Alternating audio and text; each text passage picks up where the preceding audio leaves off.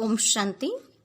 आज बाबा के 8/11/20 की अव्यक्त वाणी है, जिसकी रिवाइज तारीख है 1/10/87। आज की अव्यक्त वाणी का टाइटल है ईश्वरीय स्नेह जीवन परिवर्तन का फाउंडेशन है। सबसे पहले हम मुरली का सारांश सुनेंगे।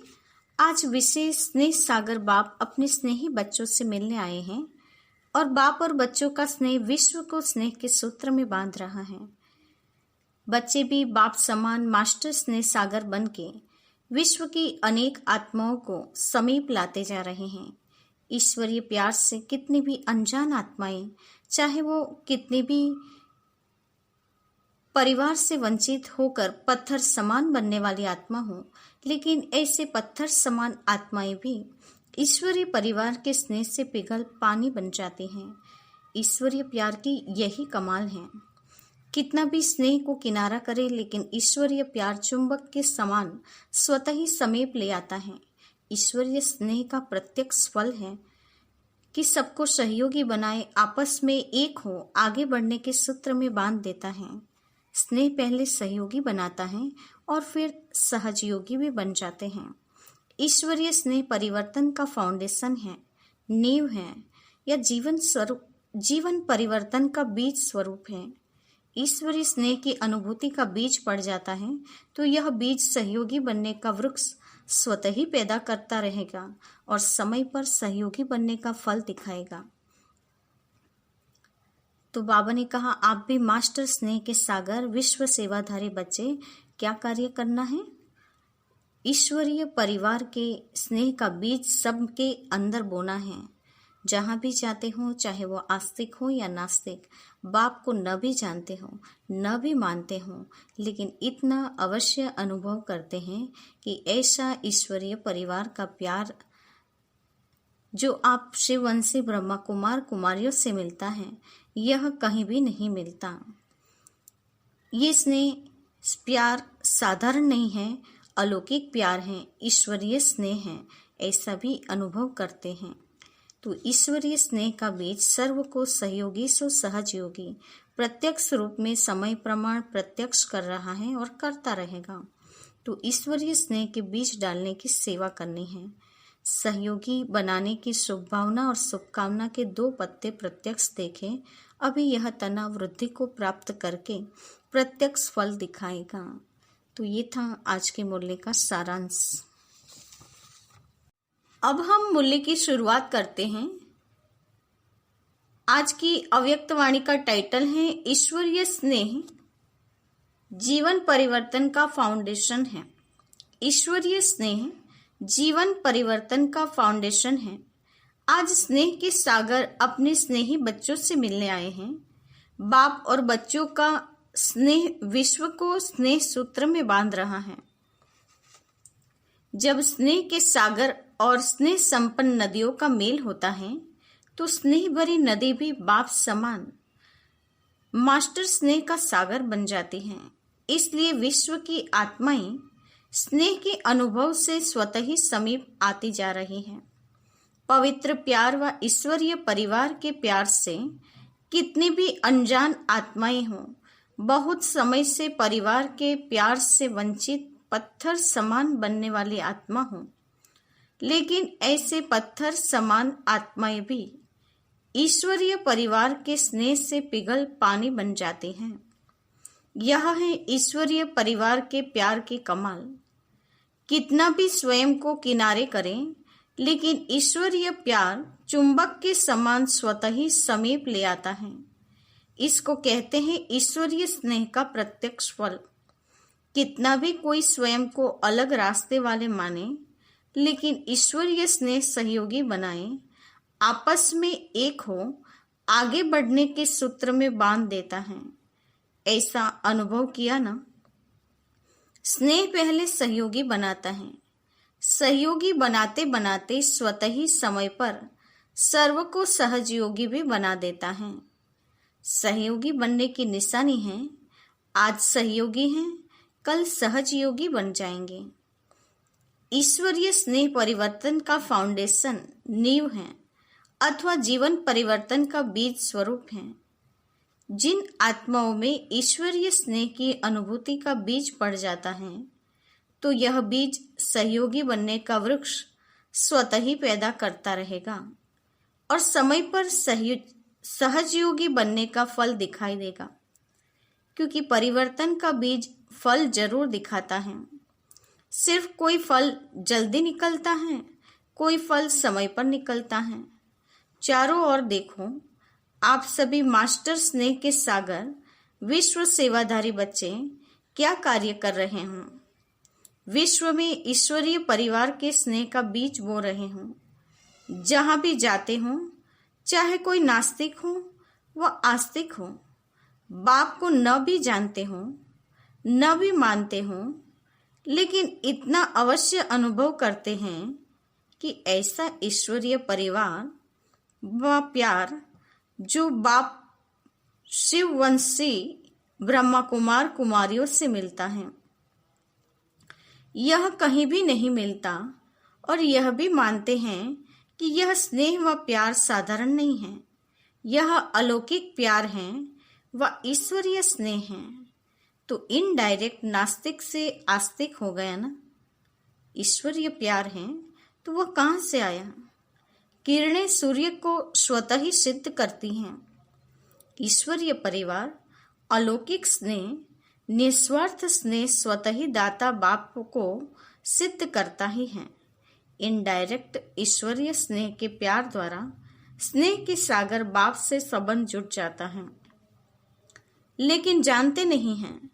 क्योंकि बीज पहले गुप्त रहता है, वृक्ष स्पष्ट दिखाई देता है। तो ईश्वरीय स्नेह का बीज सर्व को सहयोगी सो सहज योगी प्रत्यक्ष रूप में समय प्रमाण प्रत्यक्ष कर रहा है और करता रहेगा। तो सभी ने ईश्वरीय स्नेह के बीज डालने की सेवा की। सहयोगी बनाने की शुभ भावना शुभकामना के विशेष 2 पत्ते भी प्रत्यक्ष देखें। अभी यह तनाव वृद्धि को प्राप्त करते प्रत्यक्ष फल दिखाएगा। बाप दादा सर्व बच्चों के वैरायटी भिन्न भिन्न प्रकार की सेवा को देख हर्षित होते हैं। चाहे भाषण वाले बच्चे, चाहे स्थूल सेवा करने वाले बच्चे, सर्व के सहयोग की सेवा से सफलता का फल प्राप्त होता है। चाहे पहरा देने वाले हों, चाहे बर्तन संभालने वाले हों। लेकिन जैसे 5 अंगुलियों के सहयोग से कितना भी श्रेष्ठ कार्य, बड़ा कार्य सहज हो जाता है, ऐसे हर एक ब्राह्मण बच्चों के सहयोग से जितना सोचा था कि ऐसा होगा, उस सोचने से 1000 गुना ज्यादा सहज कार्य हो गया। यह किसकी कमाल है? सभी की, जो भी कार्य में सहयोगी बने। चाहे स्वच्छता भी रखी, चाहे टेबल यानी कि मेज साफ किया, लेकिन सर्व के सहयोग की रिजल्ट सफलता है। यह संगठन की शक्ति महान है। बाप दादा देख रहे थे, न सिर्फ मधुबन में आने वाले बच्चे, लेकिन जो साकार में भी नहीं थे, चारों ओर के ब्राह्मण बच्चों की, चाहे देश चाहे विदेश, सबके मन की शुभ भावना शुभकामना का सहयोग रहा। सर्व आत्माओं की शुभ भावना शुभकामना का किला आत्माओं को परिवर्तन कर देता है। चाहे निमित्त शक्तियां भी रही, पांडव भी रहे, निमित्त सेवाधारी विशेष हर कार्य में बनते ही हैं, लेकिन वायुमंडल का किला सर्व के सहयोग से ही बनता है। निमित्त बनने वाले बच्चों को भी बाप दादा मुबारक देते हैं, लेकिन सबसे ज्यादा मुबारक सभी बच्चों को है। बाप को बच्चे मुबारक क्या देंगे? क्योंकि बाप तो अव्यक्त हो गया, व्यक्त में तो बच्चों को निमित्त बनाया। इसलिए बाप दादा सदा बच्चों के ही गीत गाते हैं। आप बाप के गीत गाओ और बाप आपके गीत गाएं। जो भी किया बहुत अच्छा किया। भाषण करने वालों ने भाषण अच्छे किए, स्टेज सजाने वालों ने स्टेज अच्छी सजाई, और विशेष योग युक्त भोजन बनाने वाले, खिलाने वाले, सब्जी काटने वाले रहे। पहले फाउंडेशन तो सब्जी कटती है, सब्जी नहीं कटे तो भोजन क्या बनेगा। सब डिपार्टमेंट वाले ऑलराउंडर सर्व प्रकार की सेवा के निमित्त रहे। सुनाया ना, अगर सफाई वाले सफाई नहीं करते तो भी प्रभाव नहीं पड़ता। हर एक का चेहरा ईश्वरीय स्नेह संपन्न नहीं होता तो सेवा की सफलता कैसे होती। सभी ने जो भी कार्य किया स्नेह भर के किया, इसलिए उन्हों में भी स्नेह का बीज पड़ा। उमंग उत्साह से किया, इसलिए उन्हों में भी उमंग उत्साह रहा। अनेकता होते भी स्नेह के सूत्र के कारण एकता की ही बातें करते रहे। यह वायुमंडल की छत्र छाया की विशेषता रही। वायुमंडल छत्र छाया बन जाता है तो छत्र छाया के अंदर होने के कारण कैसे भी संस्कार वाले स्नेह के प्रभाव में समाये हुए थे। समझा, सभी की बड़े ते बड़ी ड्यूटी जिम्मेवारी थी। सभी ने सेवा की। कितना भी वो और कुछ बोलने चाहें तो भी बोल नहीं सकते वायुमंडल के कारण। मन में कुछ सोचे भी लेकिन मुख से निकल नहीं सकता, क्योंकि प्रत्यक्ष आप सबके जीवन के परिवर्तन को देख उन्हों में भी परिवर्तन की प्रेरणा स्वतः ही आती रही। प्रत्यक्ष प्रमाण देखा ना, शास्त्र प्रमाण से भी सबसे बड़ा प्रत्यक्ष प्रमाण है। प्रत्यक्ष प्रमाण के आगे और सब प्रमाण समा जाते हैं। यह रही सेवा की रिजल्ट। अभी भी उसी स्नेह के सहयोग की विशेषता से समीप लाते रहेंगे तो और भी सहयोग में आगे बढ़ते जाएंगे। फिर भी प्रत्यक्षता का आवाज बुलंद तभी होगा जब सब सत्ताओं का सहयोग होगा। विशेष सर्व सत्ताएं जब मिलकर एक आवाज बुलंद करें तब ही प्रत्यक्षता का पर्दा विश्व के आगे खुलेगा। वर्तमान समय जो सेवा का प्लान बनाया है वह इसलिए ही बनाया है ना, सभी वर्ग वाले अर्थात सत्ता वाले संपर्क में सहयोग में आए, स्नेह में आए तो फिर संबंध में आकर सहज योगी बन जाएंगे। अगर कोई भी सत्ता सहयोग में नहीं आती है तो सर्व के सहयोग का जो कार्य रखा है वह सफल कैसे होगा।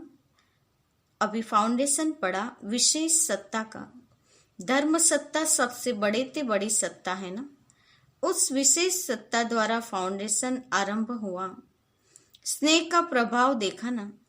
वैसे लोग क्या कहते थे कि यह इतने सब इकट्ठे कैसे बुला रहे हैं, यह लोग भी सोचते रहे ना। लेकिन ईश्वरीय स्नेह का सूत्र एक था, इसलिए अनेकता के विचार होते हुए भी सहयोगी बनने का विचार एक ही रहा। ऐसे सभी सर्व सत्ताओं को सहयोगी बनाओ। बन भी रहे हैं, लेकिन और भी समीप सहयोगी बनाते चलो, क्योंकि अभी गोल्डन जुबली यानी कि स्वर्ण जयंती समाप्त हुई तो अभी से और प्रत्यक्षता के समीप आ गए। डायमंड जुबली अर्थात प्रत्यक्षता का नारा बुलंद करना। तो इस वर्ष से प्रत्यक्षता का पर्दा अभी खुलने आरंभ हुआ है।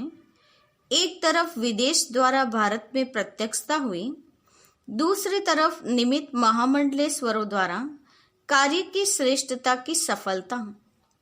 विदेश में यूएन वाले निमित्त बने, वे भी विशेष नामी ग्रामी, और भारत में भी नामी ग्रामी धर्म सत्ता है।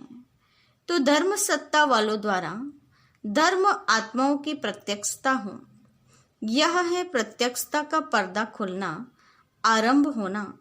अजुन खुलना आरंभ हुआ है, अभी खुलने वाला है, पूरा नहीं खुला है, आरंभ हुआ है। विदेश के बच्चे जो कार्य के निमित्त बने, यह भी विशेष कार्य रहा। प्रत्यक्षता के विशेष कार्य में इस कार्य के कारण निमित्त बन गए। तो बागदादा विदेश के बच्चों को इस अंतिम प्रत्यक्षता के हीरो पार्ट में निमित्त बनने की सेवा की भी विशेष मुबारक दे रहे हैं। भारत में हलचल तो मचा ली है ना, सबके कानों तक आवाज गया। ये विदेश का बुलंद आवाज भारत के कुंभकर्णों को जगाने के निमित्त तो बन गया, लेकिन अभी सिर्फ आवाज गया है, अभी और जगाना है, उठाना है। अभी सिर्फ कानों तक आवाज पहुंचा है। सोए हुए को अगर कान में आवाज जाता है तो थोड़ा सा हिलता है ना, हलचल तो करता है ना, तो हलचल पैदा हुई है। हलचल में थोड़े जागे हैं, समझते हैं कि यह भी कुछ है। अभी जागेंगे तब जब और जोर से आवाज करेंगे। अभी पहले भी थोड़ा जोर से हुआ। ऐसे ही कमाल तब हो जब सब सत्ता वाले इकट्ठे स्टेज पर स्नेह मिलन करें। सब सत्ता की आत्माओं द्वारा ईश्वरीय कार्य की प्रत्यक्षता आरंभ हो, तब प्रत्यक्षता का पर्दा खुलेगा। इसलिए अभी जो प्रोग्राम बना रहे हो उसमें यह लक्ष्य रखना है कि सब सत्ताओं का स्नेह मिलन हो। सब वर्गों का स्नेह मिलन तो हो सकता है। जैसे साधारण साधुओं को बुलाते तो कोई बड़ी बात नहीं, लेकिन यह महामंडलेश्वरों को बुलाया ना।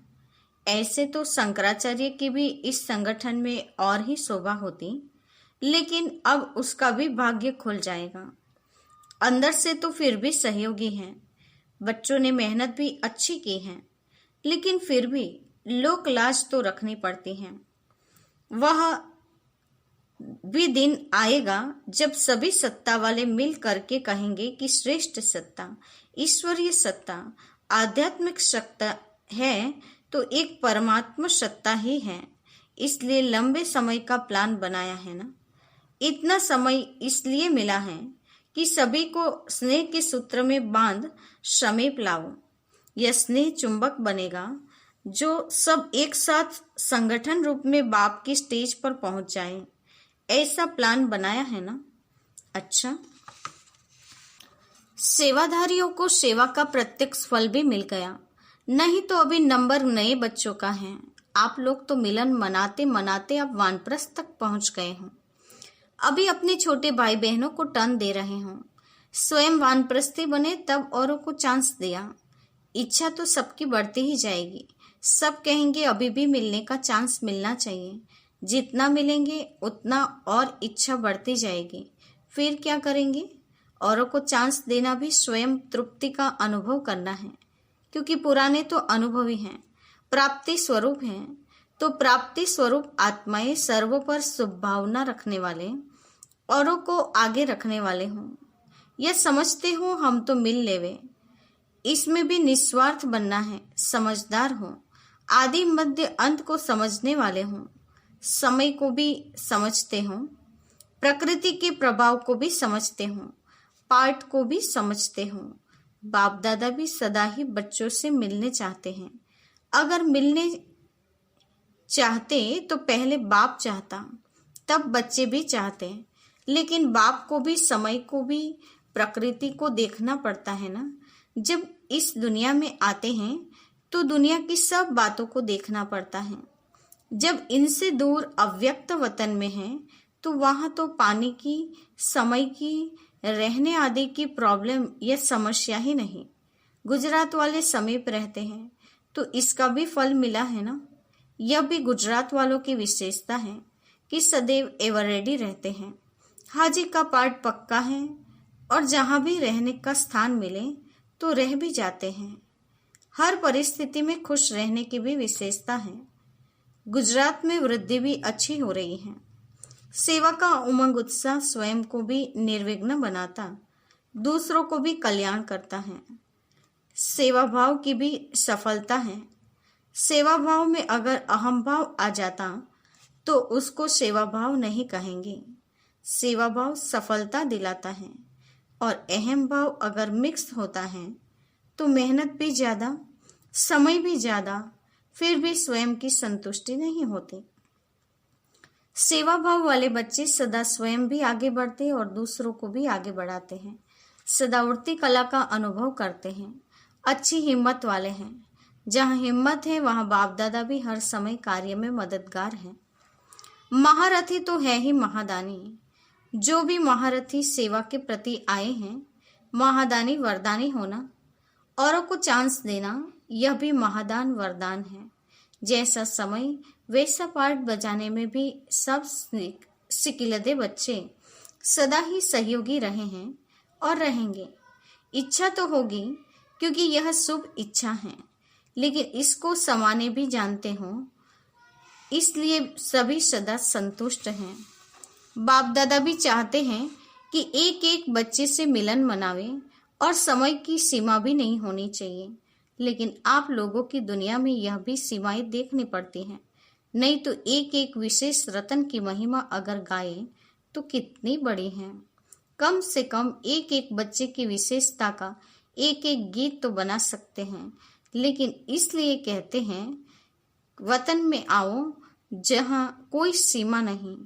अच्छा, सदा ईश्वरीय स्नेह में समाये हुए, सदा हर सेकंड सर्व के सहयोगी बनने वाले, सदा प्रत्यक्षता के पर्दे को हटाए बाप को विश्व के आगे प्रत्यक्ष करने वाले, सदा सर्व आत्माओं को प्रत्यक्ष प्रमाण स्वरूप बन आकर्षित करने वाले, सदा बाप और सर्व के हर कार्य में सहयोगी बन एक का नाम बाला करने वाले, ऐसे विश्व के इष्ट बच्चों को, विश्व के विशेष बच्चों को बाप दादा का अति स्नेह संपन्न याद प्यार, साथ साथ सर्व विदेश के और देश के स्नेह से बाप के सामने पहुंचने वाले सर्व समीप बच्चों को सेवा की मुबारक के साथ साथ बाप दादा का विशेष याद प्यार स्वीकार हो। आज का वरदान है, नॉलेजफुल की विशेषता द्वारा संस्कारों के टक्कर से बचने वाले कमल फूल समान न्यारे व साक्षी भव। नॉलेजफुल की विशेषता द्वारा संस्कारों के टक्कर से बचने वाले कमल फूल समान न्यारे व साक्षी भव। वरदान का स्पष्टीकरण है, संस्कार तो अंत तक किसी के दासी के रहेंगे, किसी के राजा के।